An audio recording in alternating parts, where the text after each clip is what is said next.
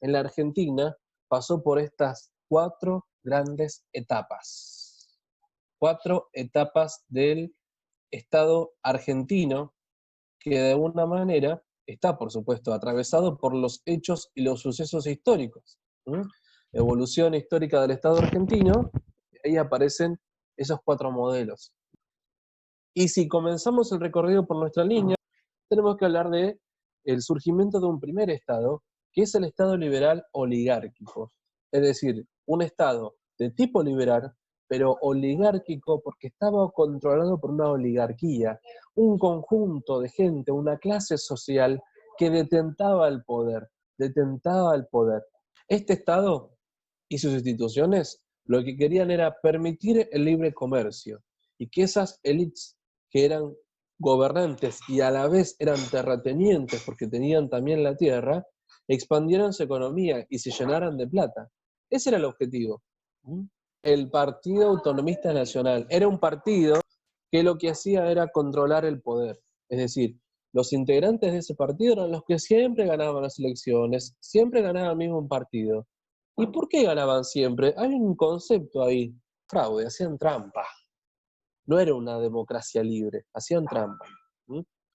Entonces, fíjense, eso fue lo que marcó nuestro surgimiento como Estado Nacional, un Estado controlado por las clases dominantes, porque no vamos a negar todo lo bueno que hicieron Mitre, Sarmiento, Gallardo y Roca, pero lo malo es que acceden al poder de manera ilegítima. Ese Estado se terminó en el año 1930 y comienza una nueva etapa.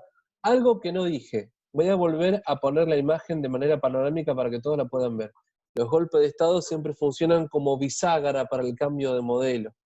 Es decir, al Estado oligárquico llega un momento en el cual el golpe de Estado le pone fin y comienza otra etapa.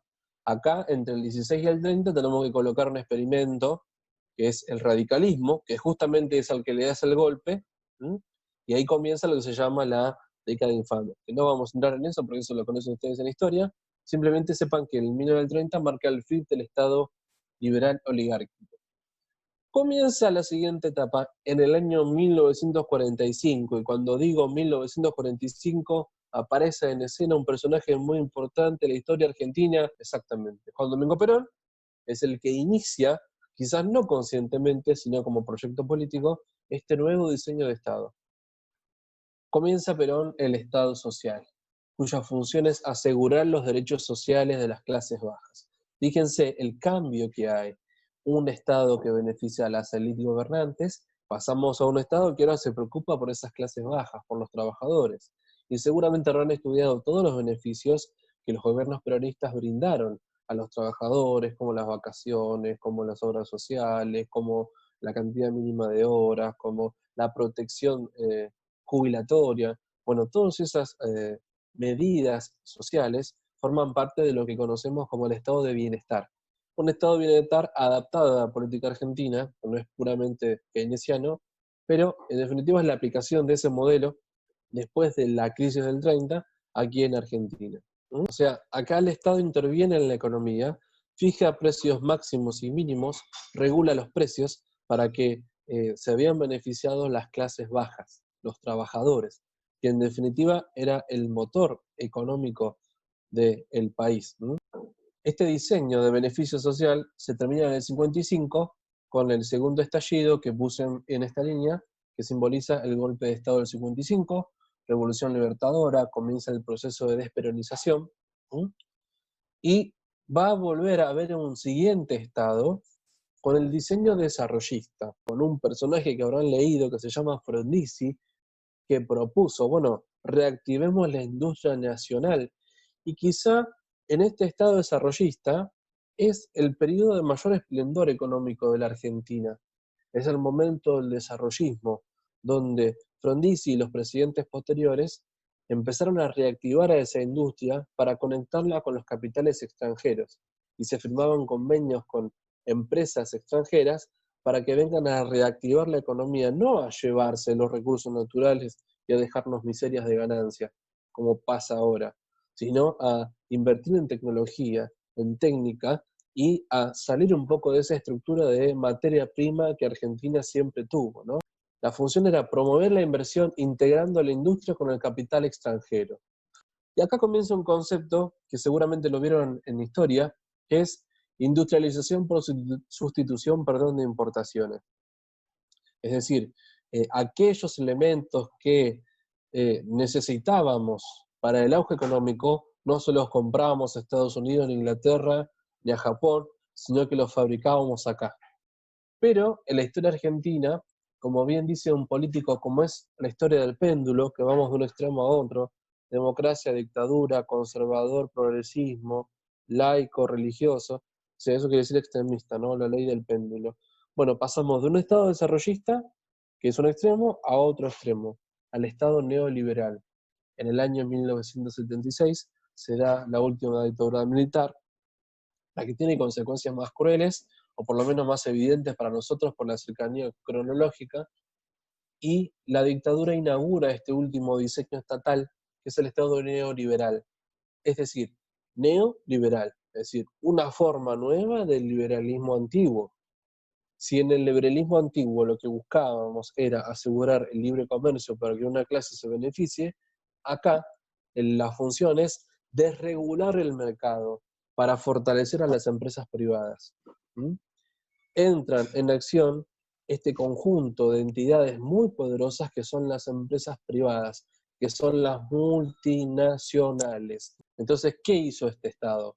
Este Estado retrotrajo esa esa intervención en la economía del Estado desarrollista. El Estado desarrollista, al contrario, intervenía para beneficiar a las clases bajas. Y decía, señor director de la fábrica, usted no puede pagarle tan poco el sueldo. Y entonces le imponía la cantidad de sueldo, el salario que tenía que pagar.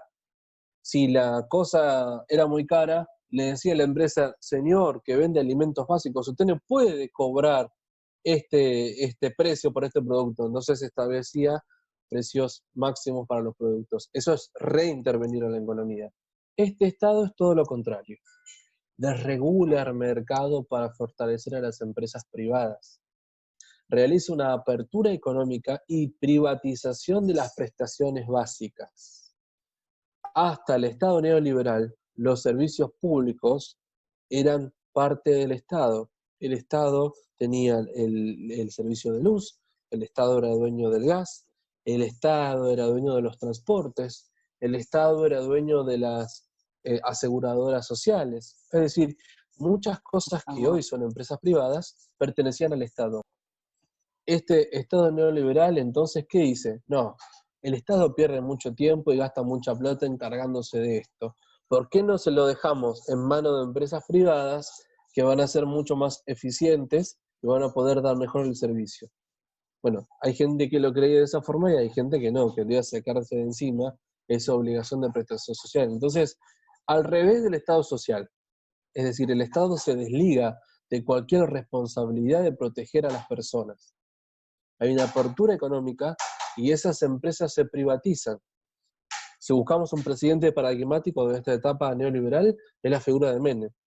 El gobierno de Menem, que duró 10 años, fue el que más realizó esta descentralización del Estado, y durante sus presidencias un montón de empresas privadas compraron esos servicios públicos.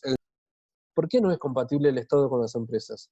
Porque el objetivo del Estado es, o debería ser, administrar los recursos para el bien común de la gente, para todos, para que todos podamos disfrutar de esos derechos y beneficios.